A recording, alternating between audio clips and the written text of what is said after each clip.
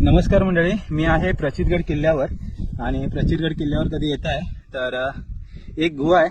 तर ते गुहेचं ठिकाण तर मी तुम्हाला सांगत नाही आहे, पण एक गुहा आहे. ती येण्यासाठी मार्ग थोडासा खडतर आहे, पण तो गुहेचा शोध घेण्यासाठी आम्ही आज आलो आहे. आणि तिकडून वाट दिसते का तुम्हाला? वाट अशी म्हणजे रिस्की आहे जरासं, पण आम्ही म्हटलं आज गुहा जरा बघूनच जाऊ.